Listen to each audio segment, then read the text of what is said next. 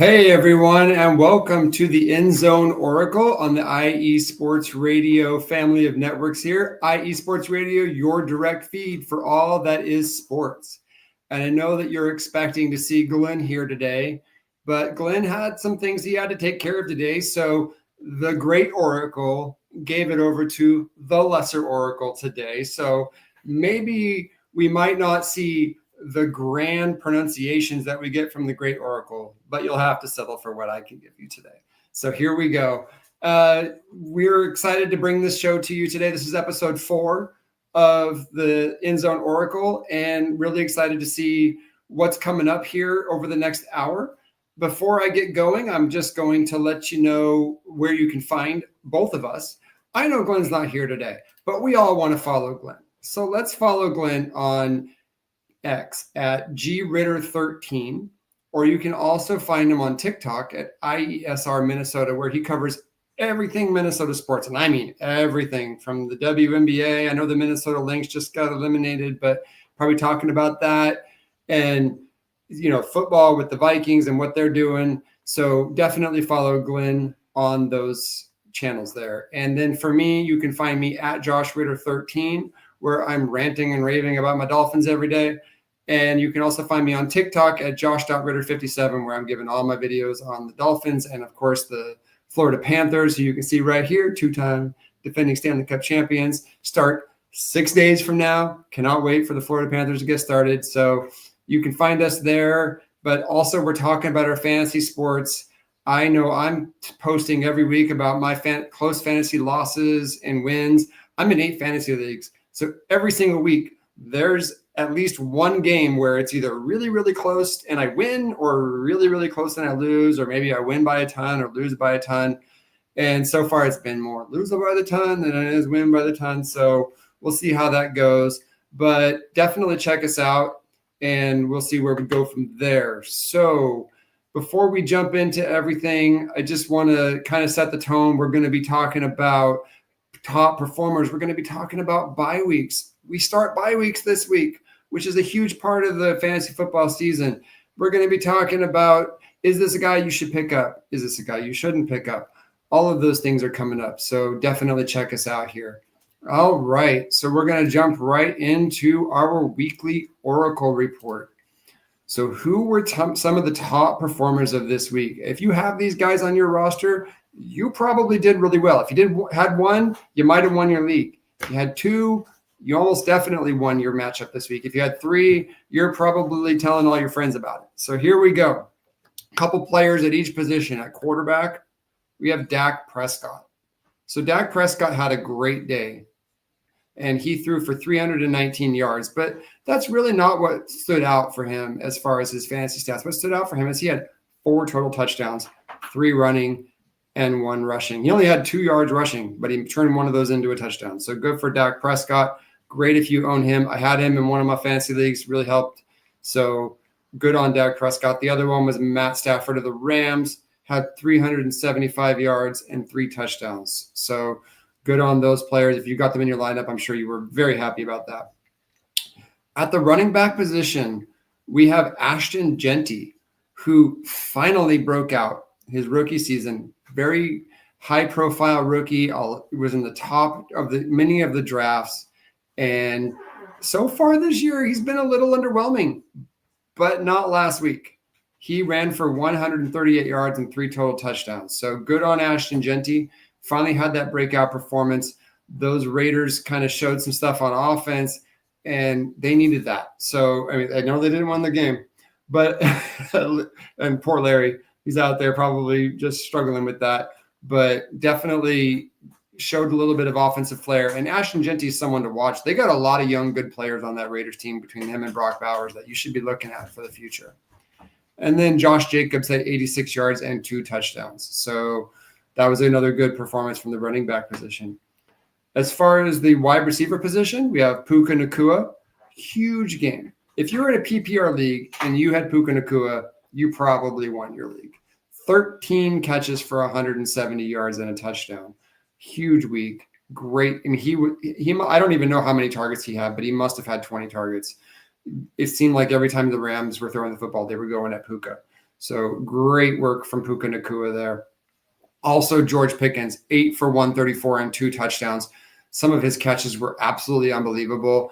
I actually think with CeeDee Lamb's injury that George Pickens is someone that you should be, if he's in your lineup, if you drafted him, he absolutely needs to start for you. Great player, super consistent, great hands, and seems to have a really good rapport with Dak Prescott. So that Cowboys offense is looking strong for everybody. And then for tight end, you have Dallas Goedert. He didn't have a ton of production, only 4 catches for 37 yards, but 2 touchdowns. So, and that's really the calling card of the Philadelphia offense, is that while they may not have a ton of offense as far as throws go, and we'll talk about that a little later, Dallas Goedert is a high value red zone target. So he's going to get you a lot of touchdowns, and he certainly did that last week. And then also Tyler Warren, one of the best young tight ends in the NFL right now. He's this year's Brock Bowers, 5 for 70 with a rushing touchdown for a tight end. This guy's multi-talented, so good on him. And then we're going to go to worst performances of the week. Who had a rough week? And we're going to focus specifically on guys that a lot of people were pretty high on, or maybe they replaced an injury and just didn't live up to expectations. So at quarterback, we've got 3. At first, we have Cam Ward, and he had 4.5 points, and these are all PPR points. So, I mean, I know it doesn't matter for quarterback, but for other ones, I'm just going to give you kind of the points totals that they had in a PPR league. Cam Ward had about 4.5 points, and Cam Ward is really struggling right now. He's definitely struggling to acclimate to the NFL game, and that's to be expected. He's on one of the worst rosters in the league with the Titans, and so I would be really careful about starting him in general. He seems like he's going to take some time. I think he'll get there, but there's not a lot of talent around him.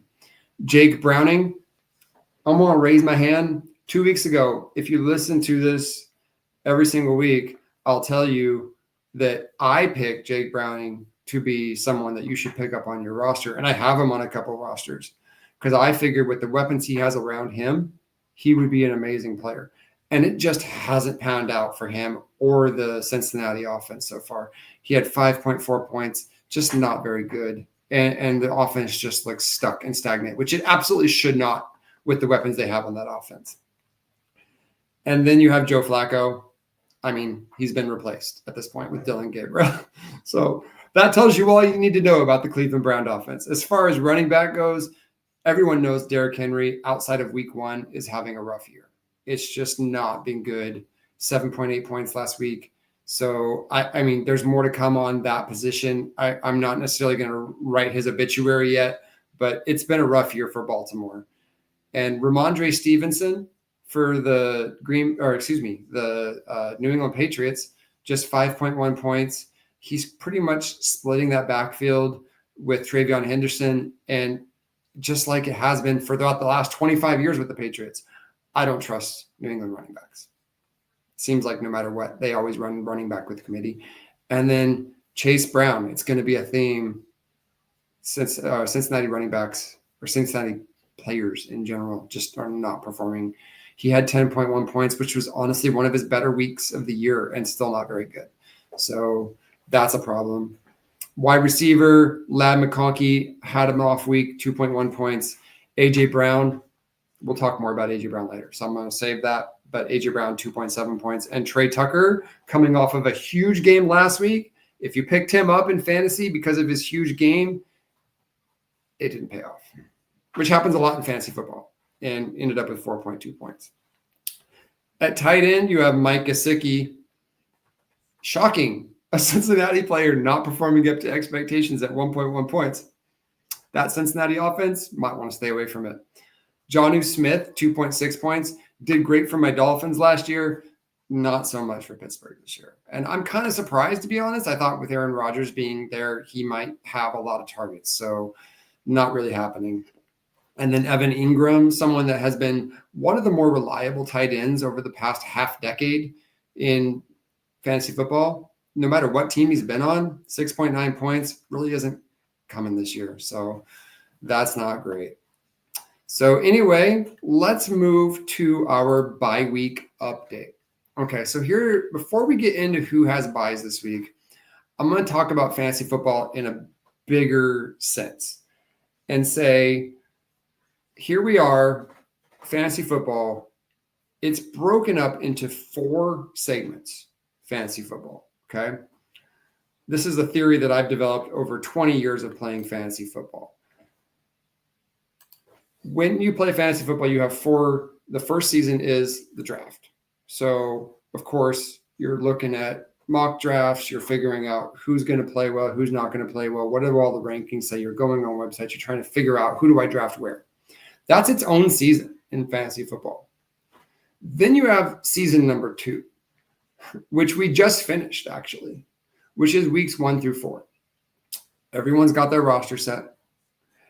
Everyone's pretty much playing who they drafted.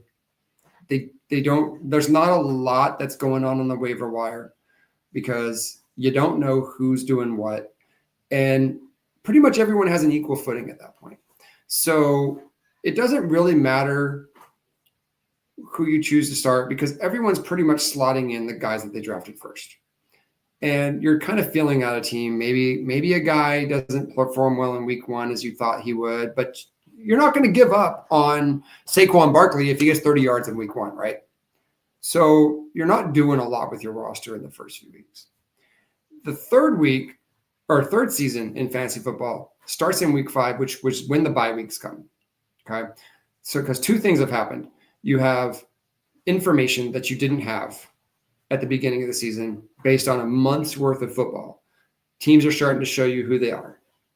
And you're also now having to replace players actively, not because they're injured, but because they're on a bye week.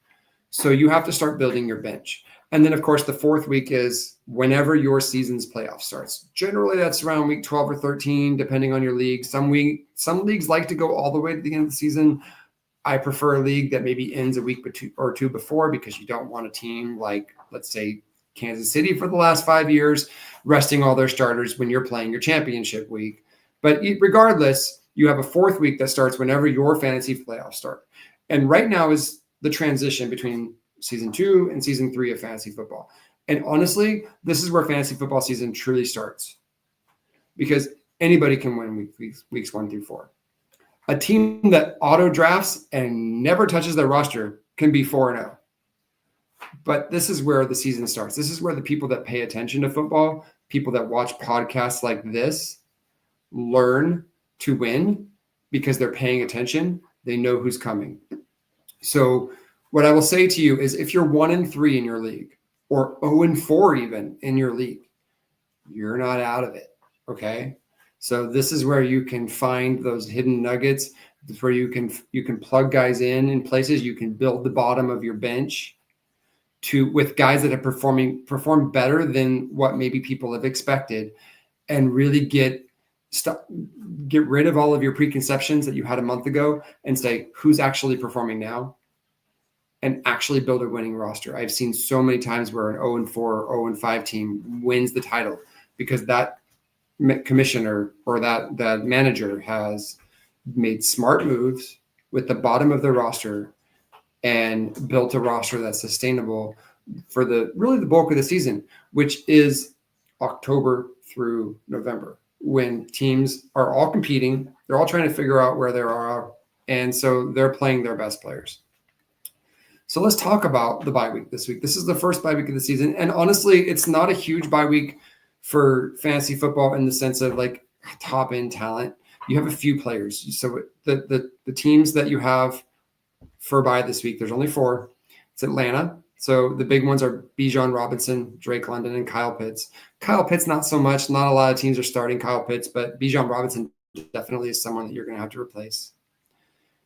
Green Bay with Jordan Love, Josh Jacobs, Romeo Doubs, and Tucker Kraft. That's probably your biggest roster as far as players you're going to have to replace if you have some Green Bay players, because they do have a pretty dynamic offense. And then you have Chicago with Caleb Williams, Rome Odunze, who's had a very good season. So if you've had Rome Odunze this year, you're probably pretty happy with him, but you're going to have to replace him this week. DJ Moore and DeAndre Swift. And then Pittsburgh with Aaron Rodgers, DK Metcalf, and Kenneth Gainwell, who's kind of been surprising the last couple of weeks. And as the mini oracle here to Glenn's full oracle, I implore you please check your roster. Make sure that you have picked up players to replace the buys. The worst thing in the world is when you're in a league and you're playing against a guy that isn't fixing his roster, and maybe you're late in the season and you need so-and-so to lose, but they're playing a team that has 4 players that are not on bye. So the cardinal rule of fantasy football is do not join a fantasy football league and not fix your roster week to week. So here's where we're going to start showing you like some of the guys that we think you can fix and pick to replace those guys. All right. So make sure that we're doing that, and we're going to give you some players here that are going to be able to replace those guys. But before we do that, we're going to be talking about injuries. And this was a rough week for injuries, okay? And it's not just because it's my team, but we're going to start with my team. If you picked up Tyreek Hill, well, I'm sorry. That's a rough one. It's been a rough year for Tyreek Hill. And he was just starting to look like he was coming on, and then you all saw what happened to his leg on Monday night. So I will say, if you need to pick up a replacement for Tyreek Hill, obviously you can't pick up Jalen Waddle. Someone owns Jalen Waddle in every league. But Darren Waller picked up a couple touchdown passes in his debut for the Dolphins on Monday. And he looked like the Darren Waller that you saw in years past when he was dominating the league with the Raiders. It looked really good in those few little attempts he had. So that might be someone. I know you won't be able to replace him as wide receiver, but if you can replace someone in your flex into that wide receiver spot and put Darren Waller into your flex, if you're really struggling with your bench, that might be somebody you can replace him with. Also, there's going to be some receivers down the road in this podcast that we're going to talk about that you can replace him with. So, but that's a severe blow, and just as severe as that. And I can attest to this. I've got him in a few leagues. Is Malik Neighbors. That was a bummer of an injury, to his knee. So, I mean, that MetLife Stadium turf claimed another victim. It's really sad that turf always does seem to claim those victims, but it just is what it is. And Larry, you're right. Poor Hill. Absolutely. It's sad. Like, and Neighbors too. Like, those season-ending injuries are just so rough, and it just sucks to see them. So, unfortunately, here you have to pick them up. And again, when you're looking at the Giants wide receiving core, they have a couple options that might be available in some of your leagues. Okay, so Wan'Dale Robinson has been performing pretty well this year, and he might be available in some leagues. I would imagine not a ton, but he should be available in some leagues. I would absolutely pick him up if he's available. I would go right to your roster right now and see, is Wan'Dale Robinson available? Because I think he's going to have a big year. And I would have said that before Malik Neighbors got injured. And I think I mentioned it 2 weeks ago to Glenn on this show. But I think even more, I'm really high on him. But also Darius Slayton, I wouldn't put him in my lineup yet. I would pick him up if I have a spot maybe on my roster, if I had Neighbors, if I just have a back of the end roster spot that I need to fill with somebody. Slayton is a guy that should have been a wide receiver 3 and probably would have gotten limited opportunities, especially with Russ at quarterback. But now that Jackson Dart's at quarterback, all things are kind of up in the air. And I think Darius Slayton becomes a legitimate number 2 target. So that's someone that I would definitely be looking at, like just stashing him on the back of my roster and seeing kind of what happens from there. And then the third one is unfortunately Lamar Jackson, which again, I'm going to cop to this one. I got him in 3 of my 8 rosters, and I was super excited about it because it was winning me the games early in the season. But that hamstring that he's dealing with the hamstring is one of the worst injuries in sports because you just don't know when it's going to heal. And when you think it's healed and you come back, a lot of times it can creep back up in the middle of a game and it can cause you to go out. So Lamar Jackson's going to be someone you're clearly not going to cut him, right? If you've got him on your roster, because he's not going to be out long-term theoretically, but you need to find that second quarterback that you can trust to start. And if you don't have that handcuffed in your league, I would definitely recommend going and finding him. Now, that being said, I would not recommend picking up Cooper Rush, who is supposed to be Lamar's backup. Did not look very good last week. And there's just not a lot there. The Baltimore Ravens are a running football team. I would expect them to lean a little bit heavier on Derrick Henry here over the next few weeks and their running game. I don't expect to see a lot of passing from the Ravens. So I would not recommend going up and picking out Cooper Rush. So, if you're going to if you need to replace Lamar Jackson, find somebody else. Don't go with the backup for the Baltimore Ravens. All right. Moving on from injuries, thankfully, not too many injuries, just a few really bad ones. But we're going to go on to our waiver wire pickups.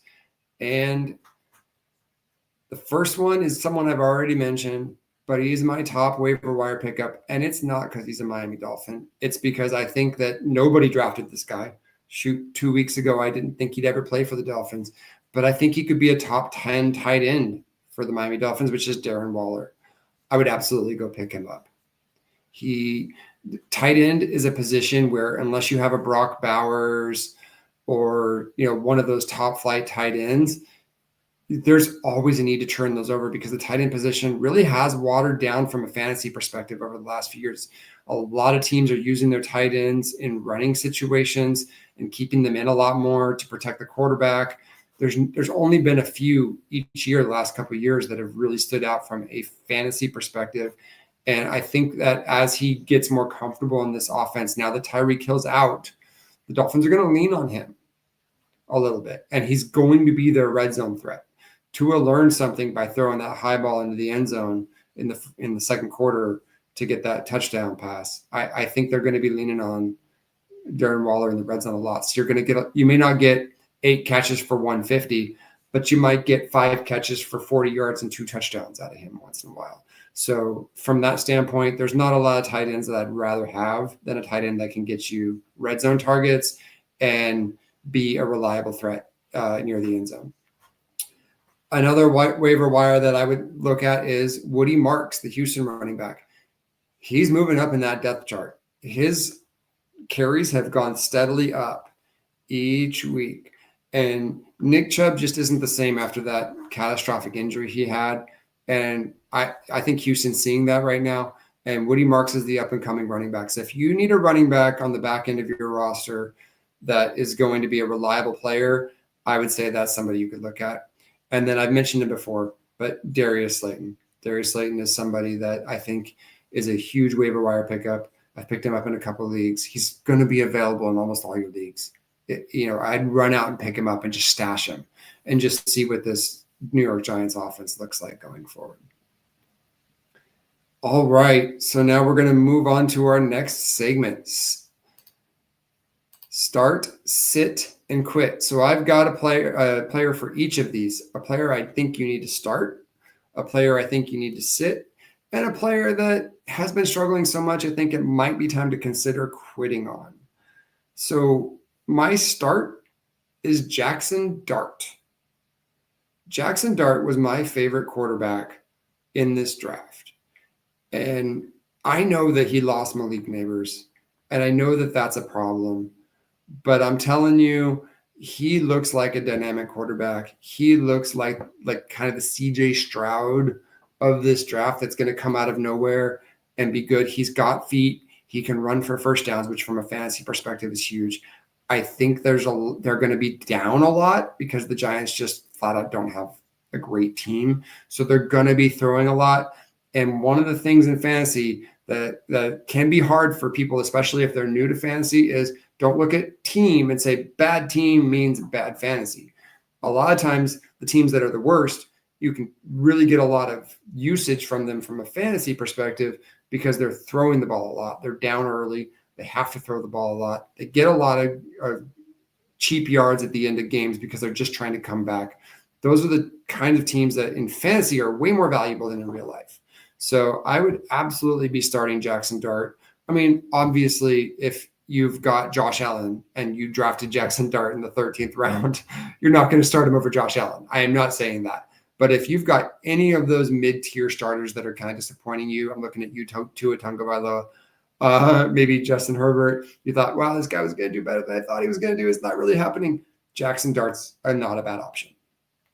As far as bench, do not cut this man. You would not cut this man. I know you wouldn't. But right now, I would seriously, if you have a better option, consider benching A.J. Brown. And the reason is there's two problems going on in Philadelphia right now for A.J. Brown. Obviously, they're 4-0. It's not a problem from the team perspective. But from a fantasy perspective, he's not happy. He's made that very clear.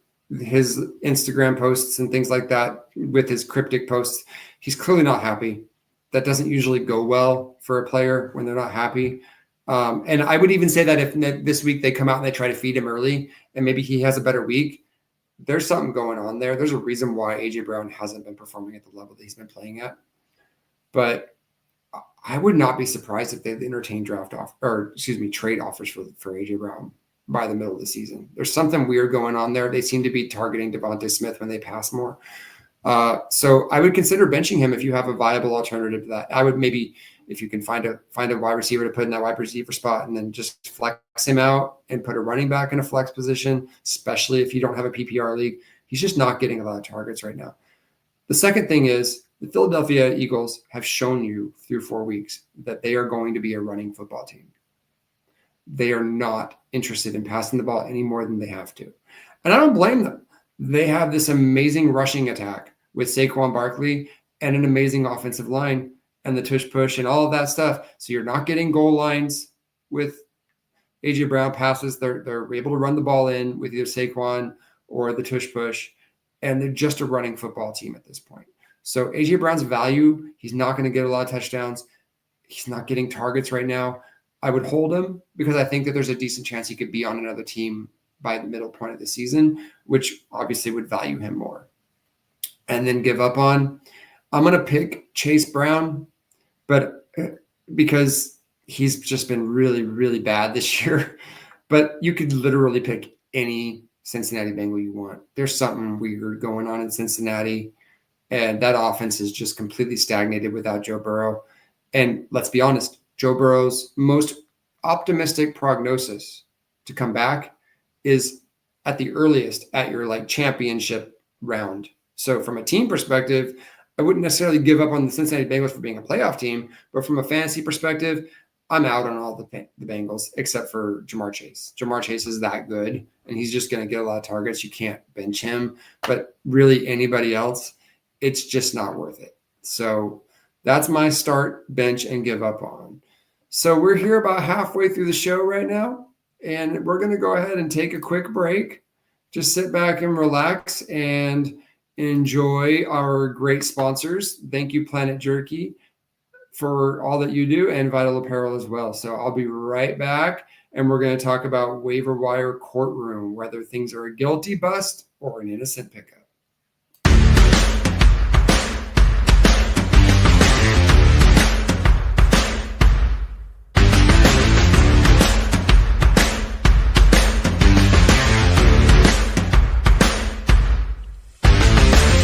IE Sports Radio fans, this show is brought to you by Planet Jerky Premium Brisket Beef Jerky. Planet Jerky is the official jerky of the 2022 California League champion Lake Elsinore Storm, Single A affiliate of the San Diego Padres. This all brisket jerky has gluten-free options, contains no MSG, no sodium nitrate, is low in sugar, and high in protein. Go to their website at planetjerky.net and follow them on Instagram at Planet Jerky. Planet Jerky, the jerky that's on a whole other planet.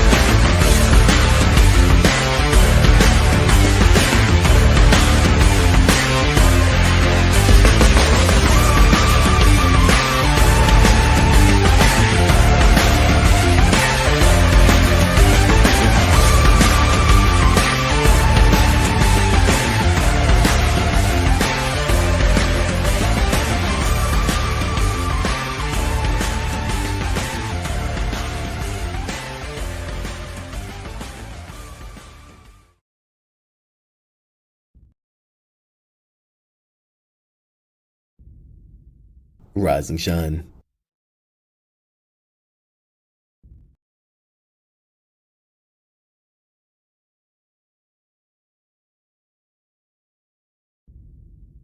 Rise and shine. It's 4 a.m. The stars are still out. The sun is beneath the horizon, but it's time to punch in and go to work. The comfort of your warm-ups turns into the grinding out of your reps as the clinking and the clinking of the plates create a symphony of euphoria. There's no other feeling like it. Earn it, burn it, and take what's yours. IE Sports Radio has proudly partnered with Vital Apparel, a brand that not only fits great, but also promotes and donates to mental health research. Use our code IESR to get 15% off their comfortable and inspiring gym wear and help them on their amazing journey to support mental health. Go hard, take part in your iron therapy, and be strong. Because when your mental health is as strong as you are, there's no telling how far you'll go.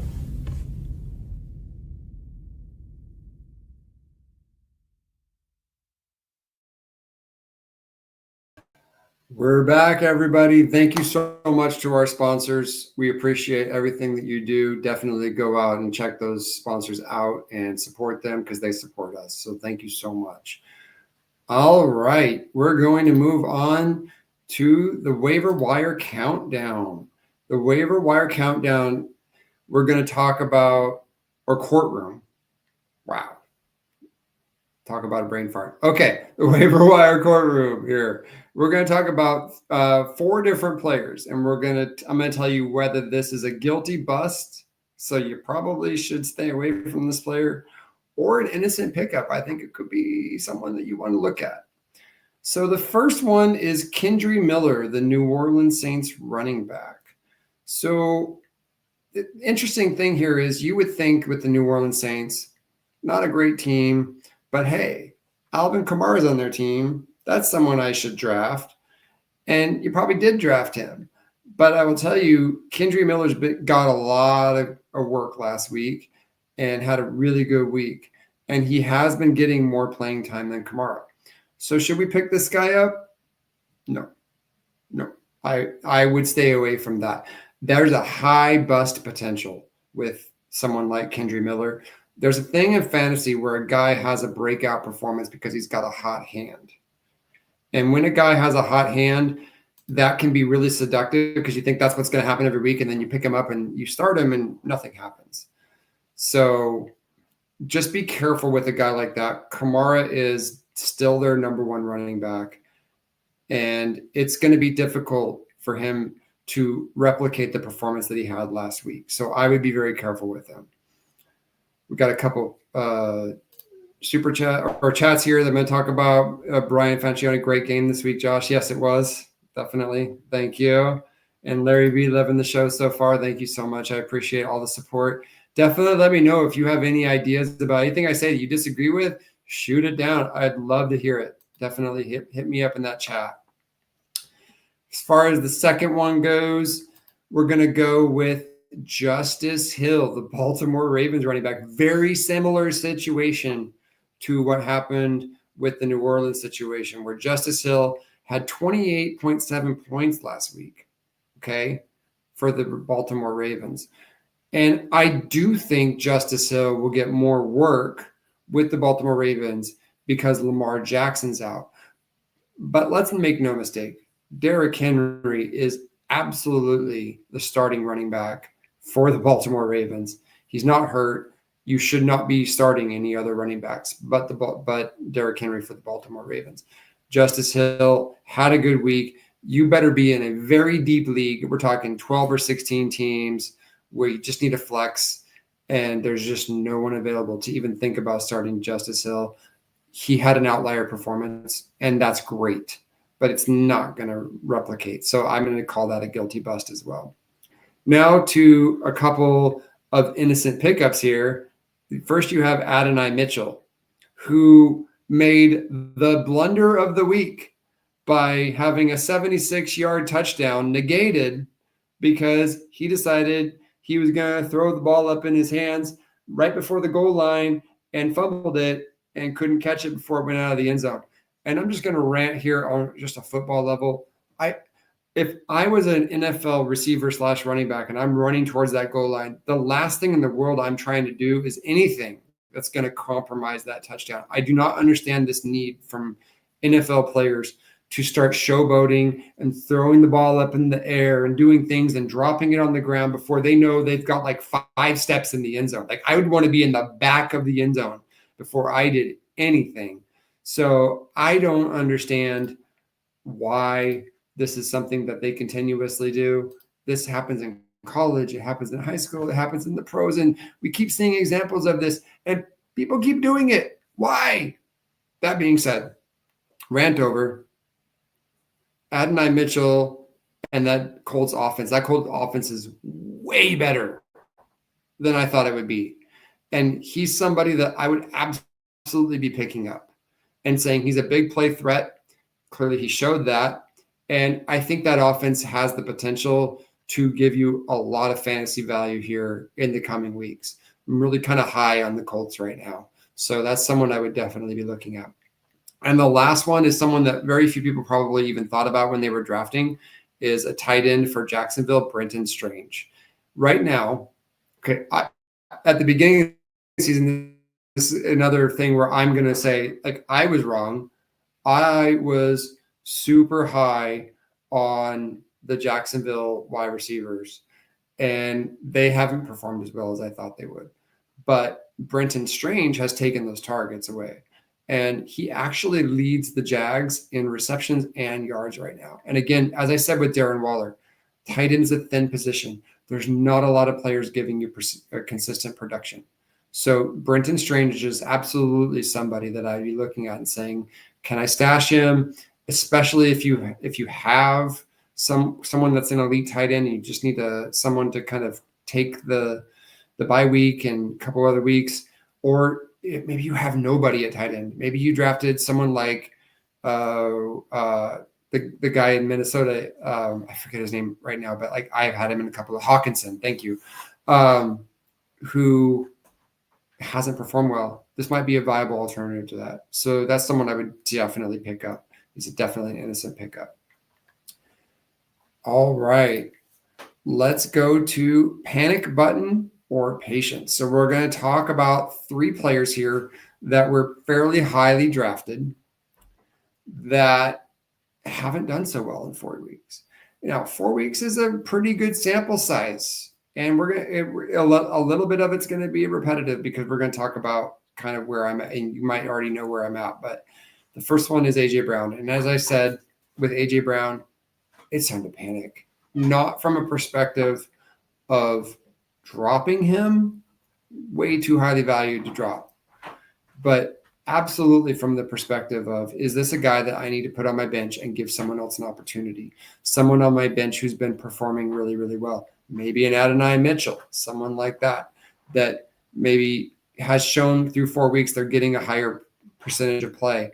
I would start to think maybe it's time to let him prove to me that they're putting him back in this offense, because right now he's just not a part of the Philadelphia Eagles offense. It's just and it doesn't make any sense. It's sad to say, but it's just the truth. He's just not a huge part of their offense right now.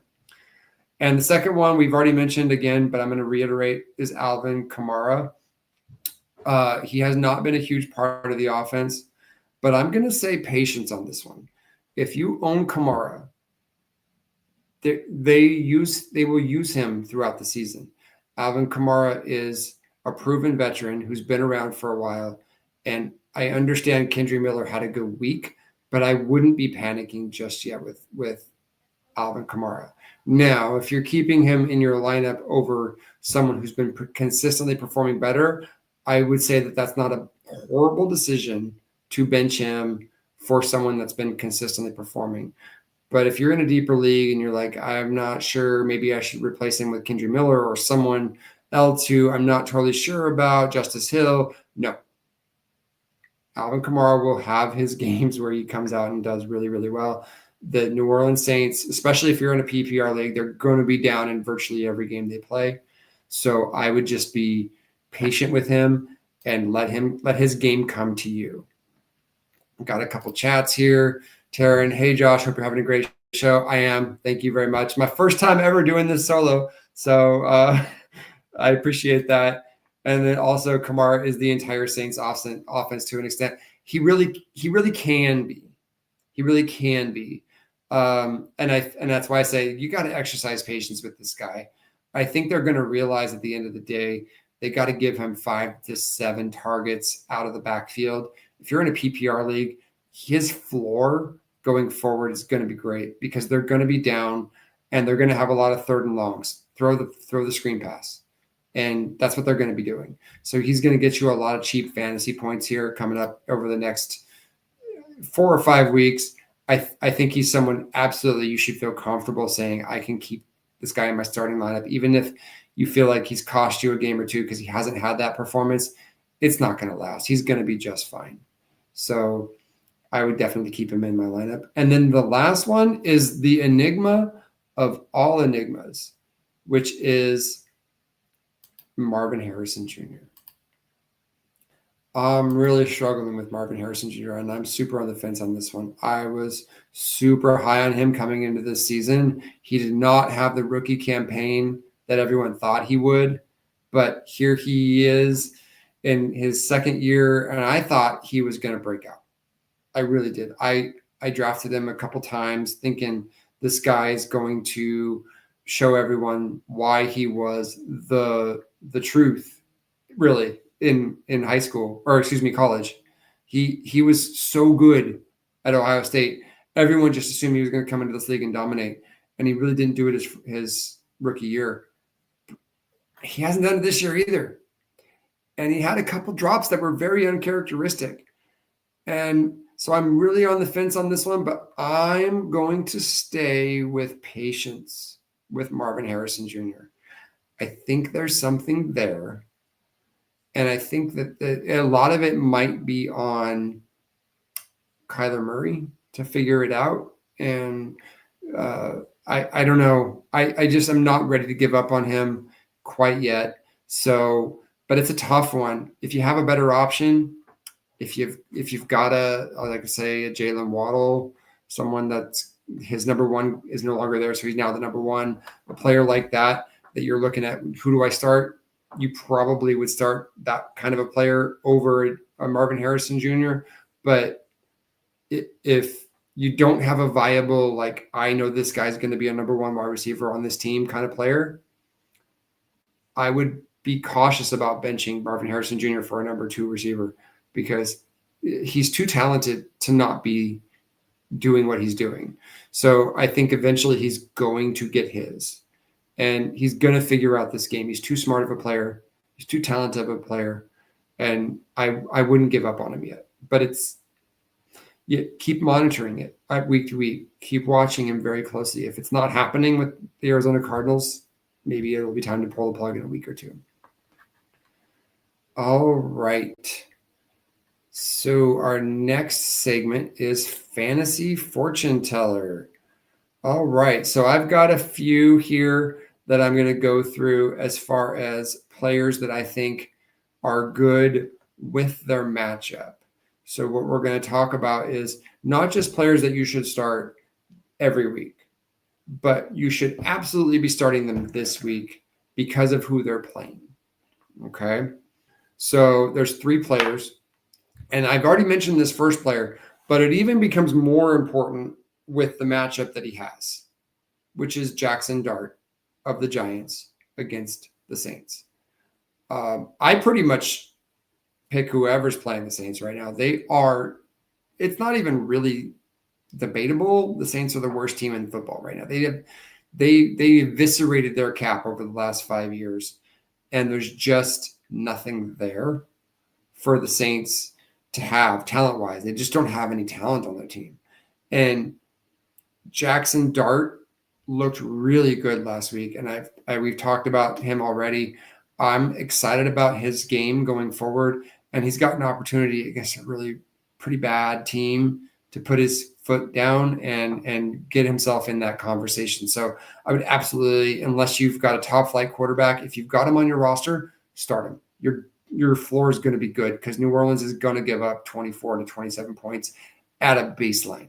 And Jackson Dart has shown a propensity to run. So you're going to get the rushing yards. You're going to get the passing touchdowns. Just start him. Another one is Trey McBride with Tennessee. Now, I talked about how Marvin Harrison Jr. is not getting those targets, but Trey McBride is still a top flight tight end, and they're playing Tennessee this week. Tennessee is, again, just very much like New Orleans. They're one of the worst rosters in the league. They're really struggling right now. Trey McBride has a lot of opportunity to have a big day.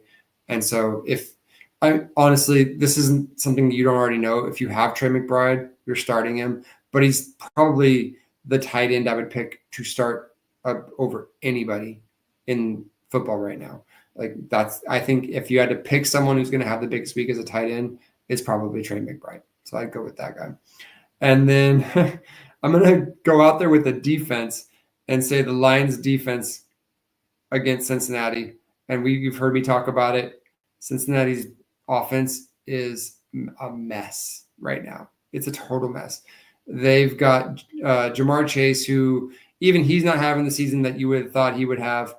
And then you've got really nobody else. It's really ugly. So I would absolutely start that Lions defense. The Lions have had an up and down start to their season. I think you're going to start to see the Lions really start to assert themselves. Aiden Hutchinson is absolutely back from his injury last year and looks like the beast that he is. So I'm really excited to see what he can do. And I think that they're going to get a few turnovers this week and really take it to Cincinnati. All right, we're going to move on to our next segment, which is matchup magic. So I've got a few more favorable matchups, a very similar type of thing here that we have. What are my other favorite matchups of the week? And again, one of these or a couple of these are people that I've already talked about. In Darren Waller, they're playing the Carolina defense. Carolina defense got totally destroyed by the Patriots last week. So if you're looking for a tight end and he still hasn't been picked up, go get him. This is a good week to plug him in. The Carolina defense is not good. And if you give up 42 points to the Patriots, you're probably not a very good defense, and Darren Waller is going to be able to take advantage of that. So I would say definitely pick up Darren Waller. And we've already talked about the Cardinals against the Titans. Marvin Harrison Jr., if there's ever a week that he was going to pick it up and have a great week, this is probably it. So I would say that's another matchup that's favorable. But the other one that I would pick is Chuba Hubbard. Chuba Hubbard has not had a great year so far. And he's going up against probably one of the worst run defenses in the NFL in the Miami Dolphins. Yeah, I'm wearing their gear and I love them. But they made the New York Jets look like the best running defense in the history of the NFL on Monday night. And it only took a fumble at the goal line for the Jets not to really run the ball right down the throat of the Miami Dolphins.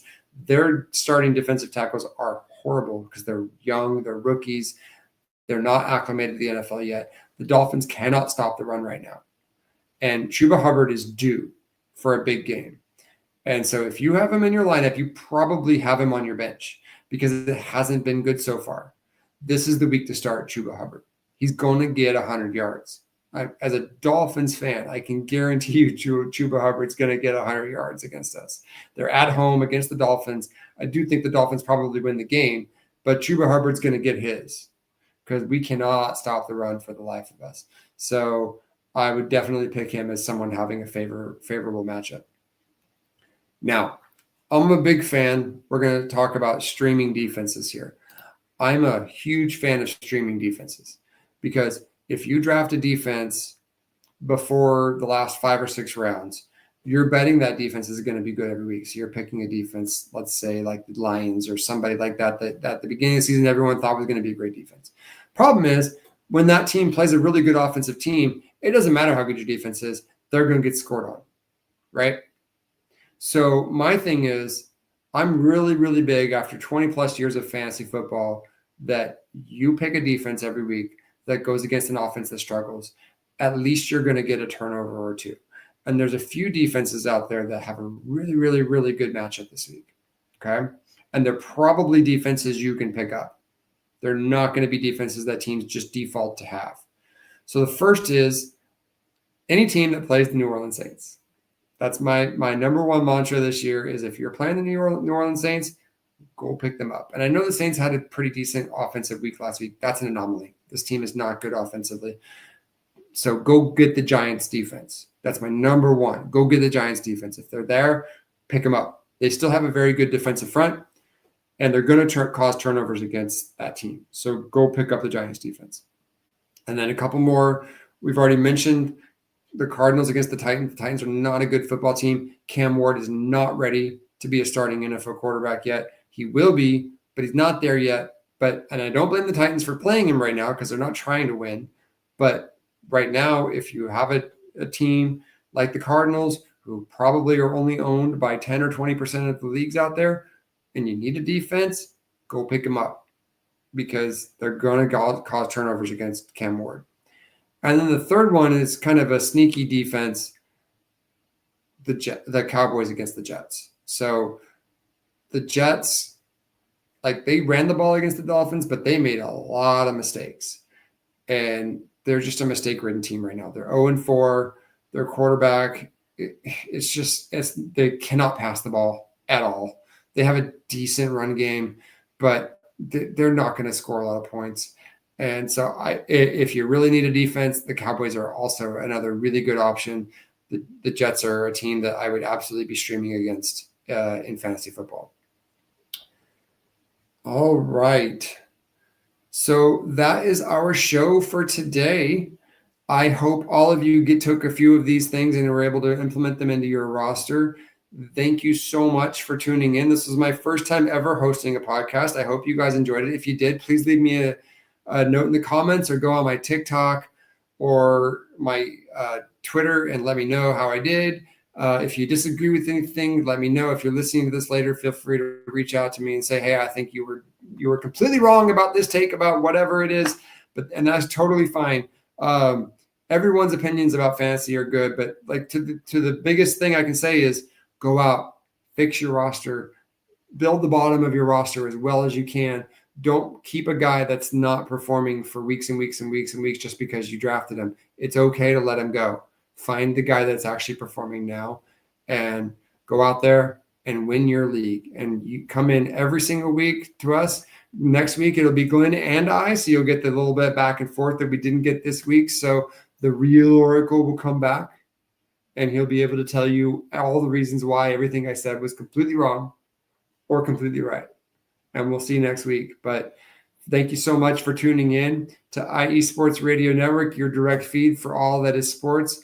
And I'm Josh Ritter, and have a great day.